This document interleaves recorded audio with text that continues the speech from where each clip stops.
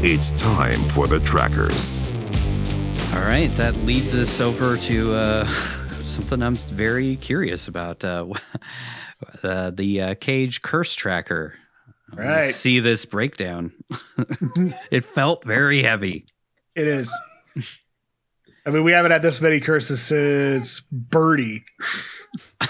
Wow. And then there were before that many curses in Birdie? Yeah. 72 Jesus. in Birdie. Birdie, I think, is the most. Again, this is for the audience. This is only Nicolas Cage we're tracking for these things. Birdie's the most, and probably might remain so at 72. I think Birdie kind of felt like it was sort of just letting him riff on ad lib, and he swears a lot when he does that. Yeah, kind of probably with this as well. But anyway, we'll get into it. We had 5 goddams, 6 shits, 1 asshole, 2 bitches. Calls him a whiny bitch, and then like a son of a bitch or something. He says bitchin'. Bitchin', that's it. And then he calls him a whiny bitch. Yeah. Or silly bitch or whatever. Silly bitch. Yeah. Silly bitch. 1 Jesus Christ. 2 God. 3 cocks, which we haven't had in a long time. So I just held up 4 fingers, but it meant 3. He calls the cop a cock 3 times. Last time we had a cock was in Between Worlds, and then before that, it wasn't since Color Out of Space. Wow. I mean, he must have done that for the Boston thing. Like, you cock. And a total of 30 fucks. Jesus. By far the most. Have we ever had a movie where we actually ticked every single box? No. I don't think so, right? No. I don't know. It would be interesting to see what the closest we come to that. Just looking at this, it might be Vampire's Kiss. Might be the closest. That makes sense. The only ones missing from Vampire's Kiss were ass, asshole, bullshit, and cock. And then you ran the gamut of everything else. So, yeah, that is a total of 50 curses for this movie, which I guess the devil's got a potty mouth. Brings our total up to 941. 941. So we cracked 900 and almost got to halfway through it with this movie. Damn. I wonder if we'll get to 1,000 this season. I don't think so. Because we only have one real movie after this. Yeah, I don't see 60 some odd curses in Honeymoon in Vegas. No, probably not.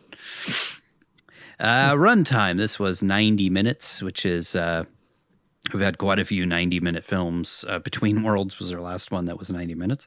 And yeah, Never on Tuesdays as well. G-Force. Some solid films landing at the 90-minute mark. It's so interesting because it's like that's the sweet spot. You can have a really good movie at 90 minutes, but most of the time, yeah, it's a shit movie. They just cut to 90 because I guess that's what you go for. Yeah. I mean, there's some really good ones in that 90 range, like Raising Arizona is 94 minutes. The Trust was 93 minutes. Pig was 92 minutes. I feel like it takes a very... I think it takes very meticulous planning and craftswork to make a good story in 90 minutes. You have to actually plan it out. Or you shoot a shit movie and then you cut it down to 90. Or you barely have a movie and you just shoot until you have 90 minutes worth of stuff, which is like Arsenal or whatever. Or Grand Isle. So it's weird. It's like it's that. It can be that sweet spot, but it's also can be telling of the quality. Nudity, there was none because there's like 2 characters in this whole movie.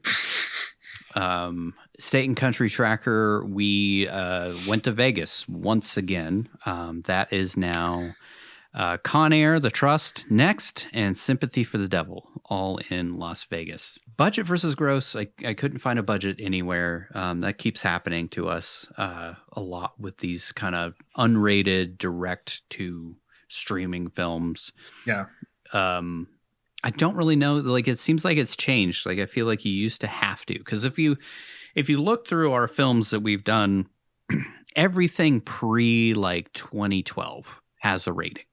Anything that's like unrated after that, it feels like it was a direct to streaming. They're like, we don't even have to rate this. We can just put it on a streaming service, and then it'll be good to go. So, maybe they don't have to disclose if they're not putting it in theaters. I don't know. It's kind of weird. But it made $178,267. So we'll just tack that onto our total. So our budget overall on the, God, I've lost track of how many films we've done, 66, something like that. On our total films, we have $2.268 billion in budget with a $5.029.9 billion gross.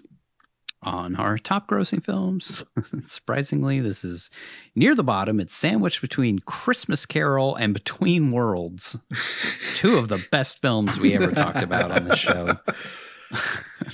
It's not at the bottom. Grand Isle is the worst at $5,566. I don't think anybody is ever beating that.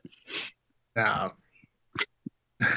I don't even know how you get 5,000. Like, you release a movie into any theater, I feel like you would make $5,000, but I don't know. Ratings. This was our 8th unrated film. Completely unrated. It did show in some theaters, but it looks like it was only overseas in the Netherlands and Russia. So I don't think they have to rate them over there. Or they have their own rating system that doesn't translate over here. Follow. And that leads us over to the Cage Kill Tracker. Do you guys think the waitress died in the fire? She's kind of dumb. She didn't run out of there. She ran into the fucking bathroom. I don't think so. I think she got away. I think she made it. Yeah, that's what I figured too. But I had to ask just because it's a fair question. If you take her dumbass out of it, there's only 3. He killed 3 people, which brings us to a total of 272 kills. So there's a cop, the cook, the trucker, and the trucker. And the cook. Yep. And then he ends up dying in this film, which I feel like it's been a minute since he's died. It has. Brings us to 19 deaths total. Did we have another death this season? I feel like we had. Between Worlds.